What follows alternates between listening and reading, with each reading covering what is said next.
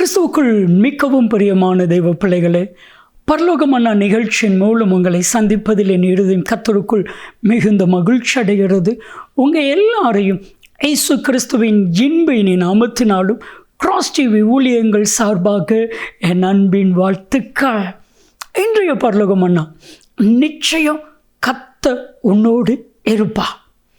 எவ்வளவு பெரிய வாக்கு தத்துவம், எவ்வளவு பெரிய வார்த்தை. நிச்சயம் யார் யாரெல்லாம் இதை அப்படியே விசுவாசிக்கிறீங்களோ, நிச்சயம் கர்த்தர் கூட இருக்கிறா. இந்த வார்த்தையை அறிக்கை செய்துக்கிட்டே இருக்கணும். கர்த்தர் என் கூட இருக்கிறா.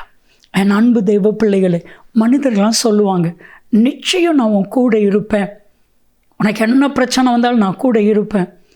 நிச்சயமாக நான் சொல்கிறேன், அவங்க தான் உங்களுக்கு பிரச்சனையாக இருப்பாங்க, உங்கள் கூட அவங்க இருக்க மாட்டாங்க.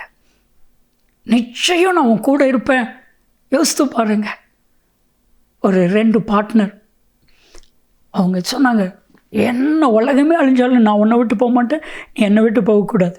கல்யாணம் ஆகி 1 மாதம் ஆகலை, 2 பேரும் பிரிஞ்சிட்டாங்க. அதுதான் உலகம்.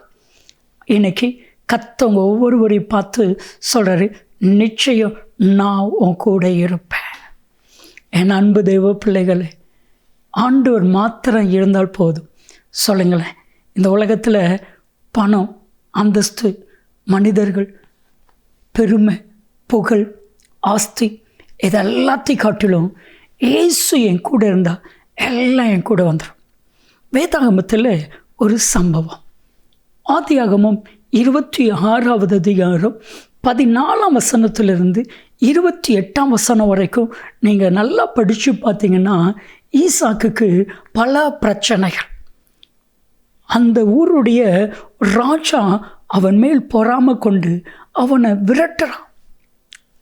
அவன் அதை விட்டுட்டு போய் இன்னொரு துறவை தோண்டினா, கோராக்கின் புத்திரர் அதை குறித்து வாக்குவாதம் பண்ணி இது எங்களுடையது என்று சொல்கிறாங்க.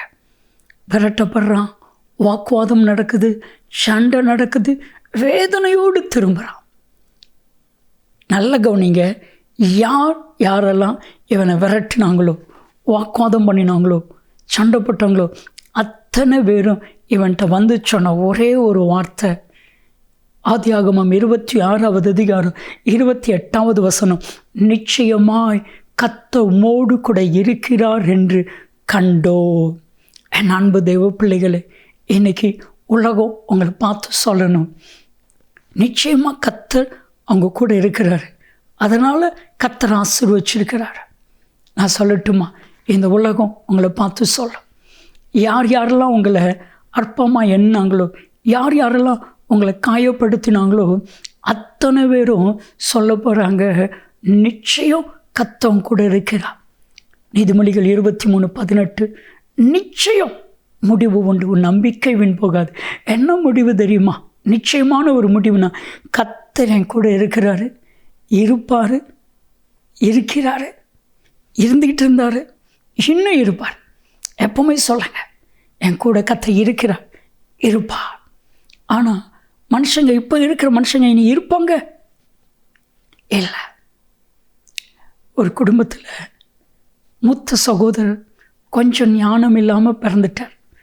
அவர் படிக்கலை, மற்றவங்களாம் படிச்சுட்டாங்க. ஆனால் இவர் இயேசுவை ஏற்றுக்கொண்டார். அப்பொழுது கர்த்தர் சொன்ன வார்த்தை, நான் உன் கூட இருந்து உன்னை ஆசீர்வதிப்பேன்.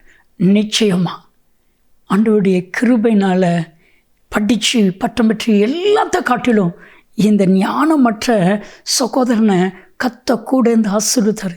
அவங்க சகோதரர் எல்லாரும் ஒரு சின்ன ஃபங்க்ஷனாலும் அண்ணன் இருக்கணும், அண்ணனை வச்சு தான் செய்யணும். எவ்வளோ பெரிய மேன்மை! கர்த்தவங்க கூட இருந்து உங்களை மேன்மைப்படுத்துவார். ஜெபிக்கலாமா? நிச்சயமாக இவங்க கூட இருக்கிறதற்காக உமக்கு நன்றி. இயேசு கிறிஸ்துவின் நாமத்தில் ஜெபிக்கிறோம் ஜீவனுள்ள பிதாவே, ஆமென், ஆமென். நிச்சயம் கர்த்தர் உங்களோடு இருப்பார். நன்மையும் கிருபையும் ஆசீர்வாதங்களும் நிச்சயமாக உங்களை தொடரும்.